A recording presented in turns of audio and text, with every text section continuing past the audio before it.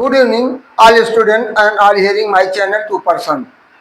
तो सर्वप्रथम मेरा सभी श्रोताओं से शाम का नमस्कार और सभी लोगों से मेरा विनम्र निवेदन है कि वीडियो को अंत तक देखें और चैनल को सब्सक्राइब करना ना भूलें। पढ़ाई हमारे लिए क्यों आवश्यक है?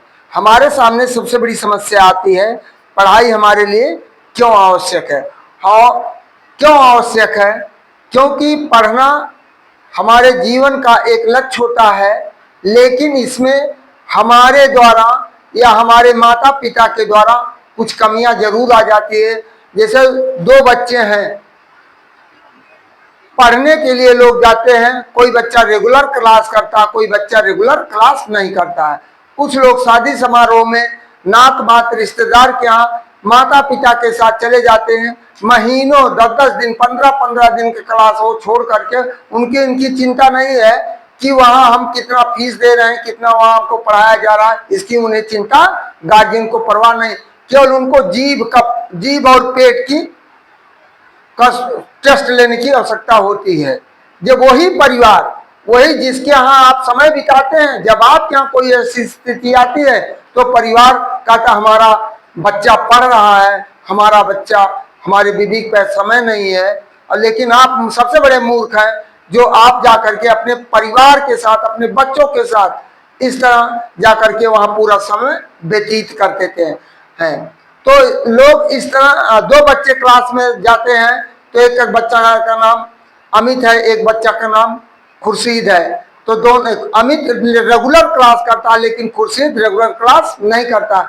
वो कहीं पर भी जाएगा तो अपने टैलेंट को हमेशा प्रदर्शित करना। सपोज करो दोनों, और अमित बोलने में तेज है, जो बराबर किसी के कही हुई सुनी हुई बातों को बराबर सुनता रहता है तो स्वाभाविक रूप से तेज होगा। जो समाज में नहीं बैठा है, जो कहीं नहीं है, उसको कुछ जानकारी नहीं होगी। इसी तरह दो बच्चे एक मेले में जाते हैं तो एक बच्चा खुर्शीद जो है मेले में खो जाता है तो उसको केवल कितना याद है? अपने माँ और बाप, अब्बू और अम्मी को याद करता है। और लेकिन अमित से जब पूछा जाता है आप कैसे, तो वो पूरा अपना एड्रेस बता देता है कि मेरे माता का नाम ये है, पिता का नाम ये, मेरा फला गाँव ये है, क्योंकि उसने रेगुलर सीख लिया है। अमित ने रेगुलर सीख लिया, लेकिन ये खुर्शीद जो रेगुलर सीख नहीं पाया। केवल वो अपने माँ के साथ नात बात रिश्तेदार शादियों विवाहों में गुजरता रहा। इस तरह हमारा मस्तिष्क एक झोले के समान है। किसके समान है? झोले के समान। यदि आप झोला लेकर घर से निकलते हैं, उसमें नहीं देखते हैं कि वो कहीं से फटा है या चिटा है, क्या है क्या नहीं। आप रास्ते उसमें डाले कोई सामान, वो रास्ते में कहीं पर भी गिर जाता है। और उसी तरह से अब उसमें आप चाहे आलू डालिए, चाहे प्याज लेकर आइए, चाहे सब्जी लेकर आइए, चाहे घर का मसाला लेकर आइए, चाहे किराने का सामान लेकर आइए झोले में। उसी तरह हमारा मस्तिष्क है। हम अपने मस्तिष्क को फ्रेश रखेंगे, उसमें जो चीज पढ़ाया जाएगा और कंठस्थ करेंगे तो निश्चित रूप से हम ग्राह्य कर लेंगे। ये हमारा सभी अभिभावकों से निवेदन है कि इस कीमती समय को ना गंवाएं, अपने बच्चों से ना गंवाएं कि वो बुआ के यहाँ, मौसी के यहाँ, नानी के यहाँ, नाना के यहाँ या रिश्तेदारी में भाई के यहाँ में घर पर रुक करके इतना समय व्यतीत ना करवाएं। तो इस तरह क्लास रेगुलर चलता है तो बच्चे जो नहीं जाते, जो रेगुलर चलता है वो ज्यादा ग्राह्य करेगा, और जो रेगुलर नहीं करेगा और इसके बाद जब रिजल्ट आएगा, परिणाम आएगा, तब वही माँ बाप उल्टे अपने बच्चे को डांटते, प्रेशर लगाते, तो बच्चा तनाव में आता है, टेंशन में आता है। और एक समय ऐसा आता है, तनाव के आते आते वो फ्रस्ट्रेट हो जाता है और ऐसी स्थिति में अपने को आत्महत्या करने में बाध्य हो जाता है। आज लोग मजबूर होकर के कोटा में लोग अपने बच्चों को भेज रहे हैं, जबरदस्ती भेज रहे हैं, और पता लगा हर साल 4, 10, 12, 15 बच्चे वहां सुसाइड कर रहे हैं। आज हमने पेपर में देखा है कि सबसे ज्यादा बच्चे कोटा में क्यों सुसाइड करते हैं? वो गार्जियन के दबाव और तनाव के कारण, क्योंकि उनको प्रारंभिक बेस पर कोई जानकारी नहीं होती है। जब वहां जैसे कूप मंडूक, कुएं के मेढक को यदि बाहर निकाल दिया जाए तो उसे अब जानकारी होती है कि दुनिया कितना बड़ा है। उसी तरह जब ये बच्चा यहाँ से निकल करके बाहर जाता है तो स्थिति ये होती है, उसको जानकारी, छोटी छोटी जानकारी नहीं होती है, तो अपने में फ्रस्ट्रेट होने लगता है। और इधर घर का तनाव कि माँ बाप इतना पैसा खर्च कर रहे हैं, जिसके कारण उधर उसके समस्याएं, और इसी कारण वह आत्महत्या, सुसाइड कर लेता है। तो मेरा सभी अभिभावकों से अनुरोध है कि बच्चे पर शुरू से नियंत्रण रखें और समर के वेकेशन के साथ उसको बराबर एक होमवर्क, एक सजेशन दिया करें। जहां पर क्लास चल रहा हो क्लास भेजें। और इस फैशन के दौर में देख रहे हैं तमाम जगह जगह की लाइब्रेरियां खुल गई हैं, क्यों लाइब्रेरी में जाने से आपका कुछ बनने बिगड़ने वाला नहीं है। जब तक आप अपने मस्तिष्क को एकाग्र नहीं करेंगे और समय का प्रतिबंधित नहीं होंगे, समय आपका सबसे बड़ा कीमती चीज है। समय कभी वापस नहीं आएगा। सब कुछ कमाया जा सकता है, लेकिन स्वास्थ्य आपका गया, स्वास्थ्य भी आ सकता है, आपका धन गया, धन भी आ सकता है, लेकिन जो क्षण आपने गंवा दिया, जो समय आपने गंवा दिया, वो कभी वापस आपको मिलने वाला नहीं है। इसलिए मेरा सभी अभिभावकों से अनुरोध है कि अपने बच्चे के फ्यूचर के प्रति यदि आप सचेत रहते हैं तो उसको नियमित रूप से आप जांच करें कि बच्चा क्लास में जा रहा कि नहीं जा रहा, पढ़ रहा कि नहीं पढ़ रहा, वास्तव में इसका छुट्टी हुआ कि नहीं है। विद्यालय से कंसल्ट करें, वहाँ के अध्यापक, सब्जेक्ट टीचर से पढ़ाई हो रही है कि नहीं हो रही है। हमने देखा तमाम विद्यालय में पढ़ाई हो रही है, लेकिन बच्चे घर पर गुल्ली डंडा क्रिकेट खेल रहे हैं।